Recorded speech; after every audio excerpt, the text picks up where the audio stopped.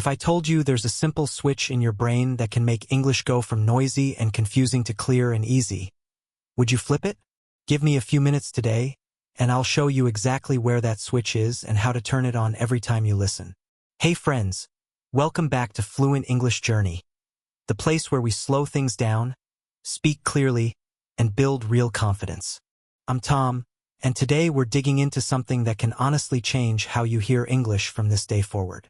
Are you sick of missing what people say in English? Do you wish you could catch each word, follow every sentence, and actually grab the idea behind it? You're not the only one. I've got you. Today I'm walking you through active listening, practical techniques that train your ears and your mind so you can feel confident when people speak. Listening can be tough. Native speakers talk fast. They throw in difficult words. And sometimes they mumble. Yeah, that means they don't speak very clearly. But don't stress. I'm going to teach you active listening techniques that make this a lot easier. We're going to listen, we're going to shadow, that means repeat along with the speaker, and we're going to grow together. So do this with me.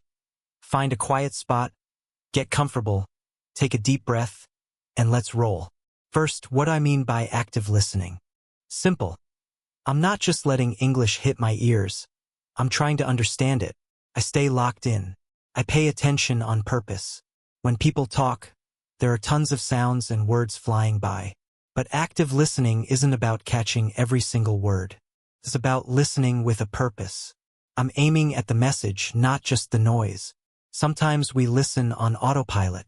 The other person talks and our mind drifts. Maybe we're tired. Maybe we're scrolling our phone. Maybe we're thinking about dinner. That's passive listening. Active listening is different. I give my full attention. I'm not drifting to other thoughts. I'm tracking the speaker. I ask myself, what are they really trying to say? What's the main idea here? I'm using my brain, not just my ears. And that one shift makes a huge difference when you're learning English.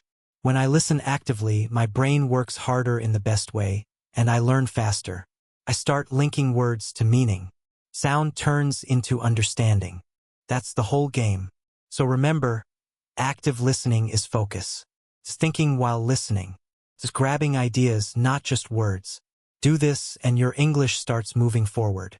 You understand more. And with time, listening becomes easier and honestly more enjoyable.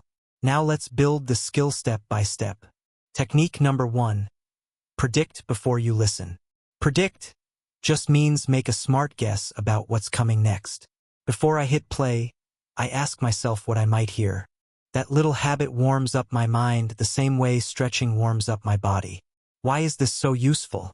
Because it gets my brain ready. I start thinking about likely words, ideas, and topics. Then, when the speaker starts talking, my brain is already in gear, and it picks up the meaning faster. Here's what it looks like. Let's say I'm about to listen to a podcast about food. Before I start, I ask, will they talk about cooking? Will I hear fruit and vegetable names? Will they describe tastes like sweet, salty, or spicy? When I think like that first, I'm already primed. So when those ideas show up, I grab them quicker. Another example. I'm about to watch a travel video. I pause and think, what words might pop up? Ticket, passport, flight, baggage, gate? Even if my guesses aren't perfect, it's fine. The point is, my brain is warmed up and ready to go. Treat it like a quick workout. Before you listen, stop for 10 seconds. Ask, what is this about? What do I think I'll hear? That tiny pause pays off big. Technique number 2. Listen for main ideas, not every word. A lot of learners make the same mistake. They try to understand everything. Here's the truth. I don't need every word to understand what someone is saying. Native speakers use new words, idioms, and slang. I won't know all of them, and that's okay. I don't have to run to a dictionary every time. I focus on the big picture. I ask, what's the speaker talking about? What's the main point? Example. I didn't go to the party because I had a splitting headache. Maybe I don't know splitting. No problem. I still understand 3 key things. He didn't go, he had a headache, and that's the reason he stayed home. Message received. Another one. We ran into some unexpected delays at the airport, but we finally made it to Paris last night. Maybe unexpected or delays is new. I can still hear the story. Something went wrong at the airport, it slowed them down, but in the end they arrived in Paris. That's the main idea. That's enough. When I watch a movie or listen to a podcast, I'm after the message, not a word-for-word translation. If I catch 60%, that's already good. Over time, that number climbs. More words feel familiar, and my brain fills in the gaps. So next time I hear a new word, I don't panic. Keep going. I stay calm. I follow the main message. That's what skilled listeners do. Technique number 3. Listen more than once. Most learners forget this, but it's powerful. Don't just listen one time. Go twice. 3 times if you can. Why? On the first pass, my brain is busy getting used to the voice, the speed, the accent. I might only catch a little, and that's normal. On the second pass, I already know the general path of the talk, so I hear more. I notice words I missed before. I start to catch the rhythm. The more times you listen, the more layers you discover. On the first play, maybe you just catch the big picture. On the second, you start hearing the details. And by the third, that's when the magic happens. Suddenly, you notice the way the speaker blends words together. You catch a phrase you completely missed before. Maybe it's a funny expression, maybe it's just a tiny sound, or maybe it's an emotion hiding in their voice. That's how real listening works. It happens little by little, layer by layer. Think about music for a second. You hear a song once and it's fine. But when you play it over and over, that's when you start humming along. The words stick. The rhythm gets inside you. The music becomes part of you. English works the same way. So don't beat yourself up if you don't get everything on the first try. That's normal. That's natural.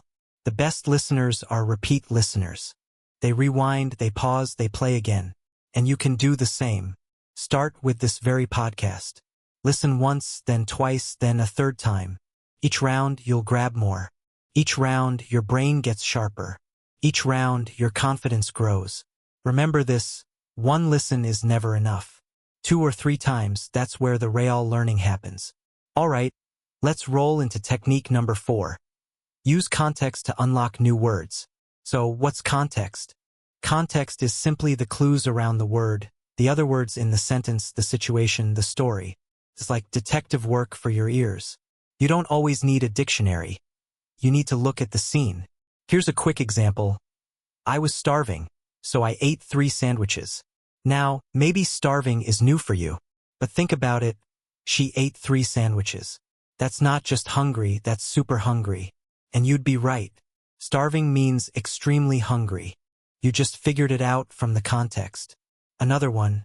We had to cancel the picnic because it started pouring. Let's say you don't know pouring, but you hear picnic.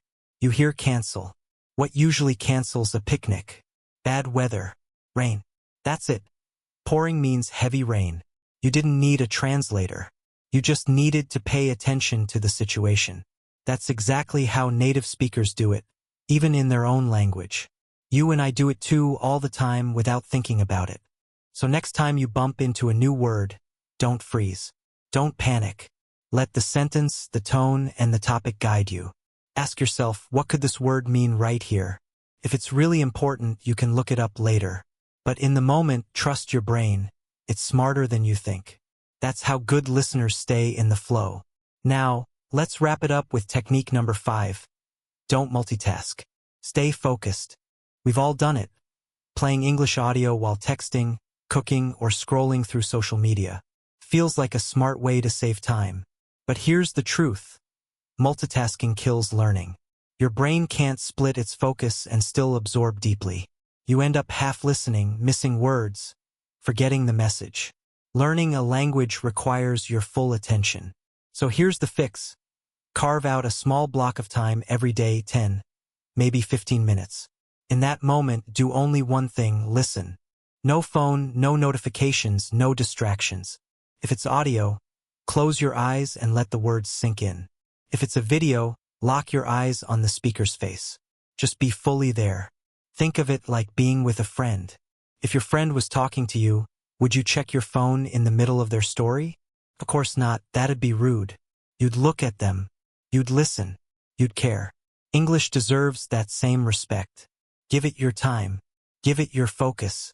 Even a few minutes of pure attention every day makes a massive difference. So here's the bottom line. Don't multitask. Stay present. That's how good listeners learn, not just faster, but deeper. And with that, my friend, we've reached the end of today's journey. Thank you for spending this time with me. I'm Tom, and this is Fluent English Journey. Keep listening, keep learning, and above all, keep believing in yourself. I'll see you next time.